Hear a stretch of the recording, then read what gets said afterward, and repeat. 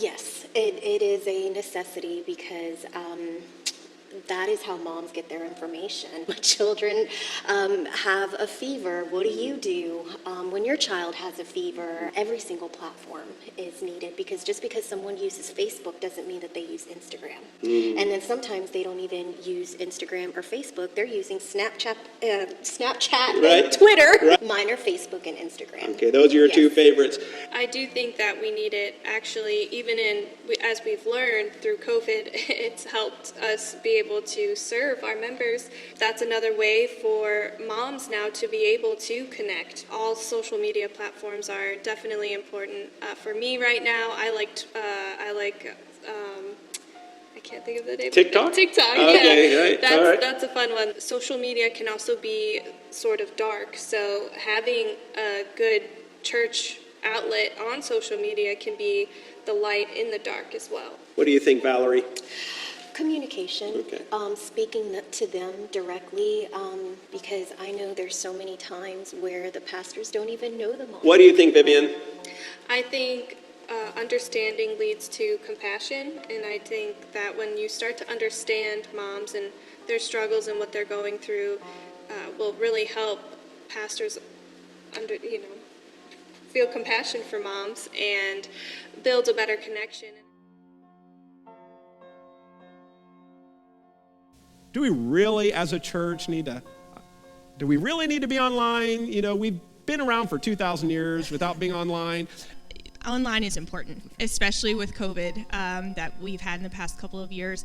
I think virtually it helps out with those moms who aren't necessarily afraid, but they have two children that won't sit in the pew, and she wants to have that fulfillment of Jesus Christ in their lives, but she just physically can't because she's by herself and it's just too chaotic. For example, my daughter's ballet class the other day was virtual. I got to watch virtually. Okay. And the fact that they included that, I don't even think they had that when I was in ballet as a child. You know, they didn't think of it. But now with our technology, virtual is sometimes just the only way to go when it comes to those moms who are stuck at work and they can't be there to watch. For myself, personally, I would say every other day is important. And then boosting the post to make sure that it's seen. Social media prior to website, because honestly, whenever I want to know about a review of a place, I go just to their Facebook page. Every platform is different, like you said. TikTok, you're absolutely right. It's for watching funny cat videos and, funny babies and that kind of thing.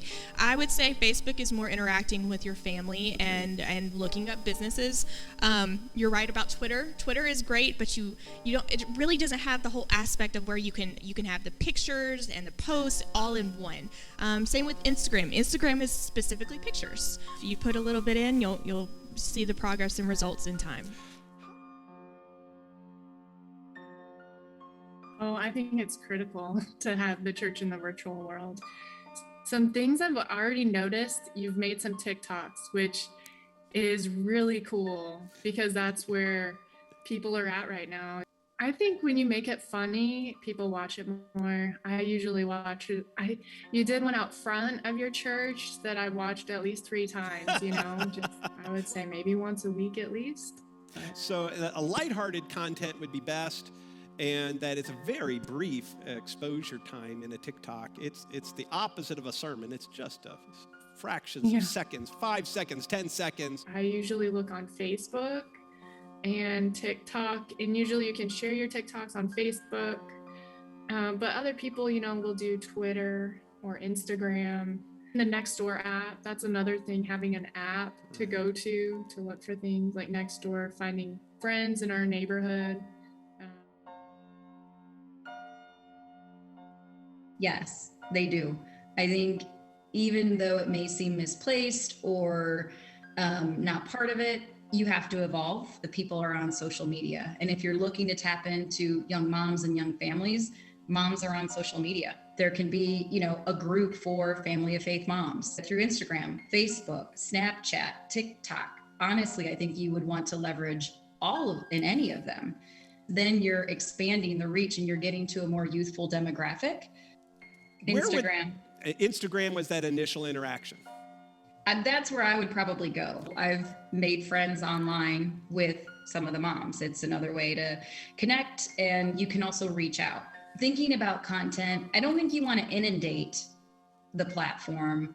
I think you want to put content out and you want to make the connection between learning and faith and family and community, and to let them know, hey, where we're at, where we're going. You can have people comment and say that they're coming. And so, oh, that mom's coming, Michael's mom is coming. Okay, maybe I should go. I know her.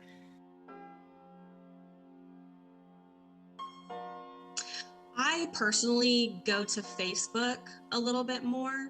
I think, circling back to Nolan having leukemia, I have parent support groups for parents with, kids with cancer or exactly leukemia that I really go to for support, and it's vital to my success and my mental stability to go to Facebook and see other people's stories and connect with my peers just for that extra help.